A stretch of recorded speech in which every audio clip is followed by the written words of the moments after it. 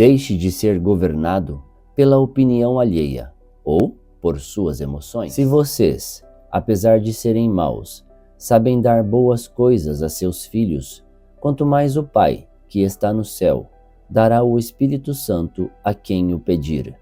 Lucas 11:13. A generosidade de Deus vai muito além da nossa compreensão. Diante disso, Jesus ressalta que se nós, seres humanos, apesar de nossa natureza falha, conseguimos dar boas coisas aos nossos filhos, como não esperar que Deus Pai faça ainda mais? A graça e o amor do Pai são extraordinários e impactantes, e essa verdade precisa ser firmada em nossa vida. Um grande exemplo da generosidade de Deus foi o fato de Ele nos ter deixado um presente valioso, que nos guia em direção ao caminho certo a ser trilhado, nos consola em meio às dificuldades e nos capacita para vencer a luta contra o pecado, o Espírito Santo. É impossível viver uma vida que agrada a Deus ignorando completamente a existência e a ação do Espírito. Você tem um Pai que faz que tudo coopere para o seu bem. Isso, entretanto, não significa que tudo ocorrerá conforme o seu plano pessoal, mas segundo a vontade dele. E isso não pode ser motivo de preocupação, mas sim de paz. Porque, quando nos submetemos a Deus e aceitamos seus caminhos, vivemos nosso propósito. Você não está sozinho, mas tem um auxiliador que o ampara em meio às suas fraquezas e necessidades. Dado a nós, por meio da infinita generosidade do Pai, ao decidirmos caminhar com Jesus. Ele é justamente o Espírito Santo. Quanto mais intensos em nosso relacionamento com Deus, mais sensíveis estaremos às orientações do Espírito Santo e mais assertivos seremos em nossas decisões diárias. A partir de hoje, permita-se viver uma vida debaixo da liderança do Espírito, pois Ele é o grande presente de Deus, disponível a todos aqueles que pedirem. Palavra-chave de hoje: direção. Leitura bíblica, João, capítulo 2. 2 dias depois, houve um casamento no povoado de Caná, na região da Galiléia. E a mãe de Jesus estava ali.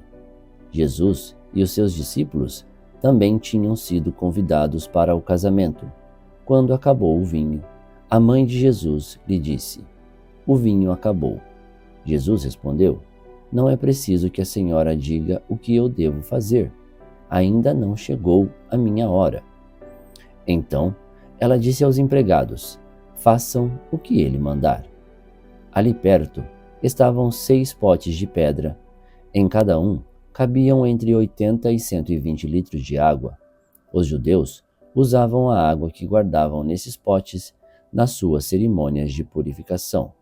Jesus disse aos empregados: "Encham de água esses potes." E eles os encheram até a boca. Em seguida, Jesus mandou: "Agora, tirem um pouco da água desses potes e o levem ao dirigente da festa." E eles levaram. Então, o dirigente da festa provou a água, e a água tinha virado vinho. Ele não sabia de onde tinha vindo aquele vinho, mas os empregados sabiam. Por isso, ele chamou o noivo e disse: "Todos costumam servir primeiro o vinho bom, e depois que os convidados já beberam muito, servem o vinho comum. Mas você guardou até agora o melhor vinho." Jesus fez esse seu primeiro milagre em Caná, na Galiléia. Assim, ele revelou a sua natureza divina, e os seus discípulos creram nele. Depois disso, Jesus, a sua mãe, e os seus irmãos e os seus discípulos foram para a cidade de Cafarnaum e ficaram alguns dias ali. Alguns dias antes da Páscoa dos judeus, Jesus foi até a cidade de Jerusalém. No pátio do templo, encontrou pessoas vendendo bois, ovelhas e pombas, e viu também os que estavam sentados às suas mesas trocavam dinheiro para o povo. Então ele fez um chicote de cordas e expulsou toda aquela gente dali, e também as ovelhas e os bois. Virou as mesas dos que trocavam dinheiro, e as moedas se espalharam pelo chão. E disse aos que vendiam pombas: Tirem tudo isto daqui. Parem de fazer da casa do meu pai um mercado.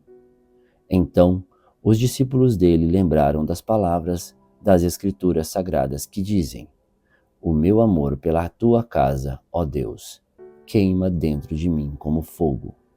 Aí os líderes judeus perguntaram: Que milagre você pode fazer para nos provar que tem autoridade para fazer isso? Jesus respondeu: Derrubem este templo, e eu o construirei de novo em 3 dias.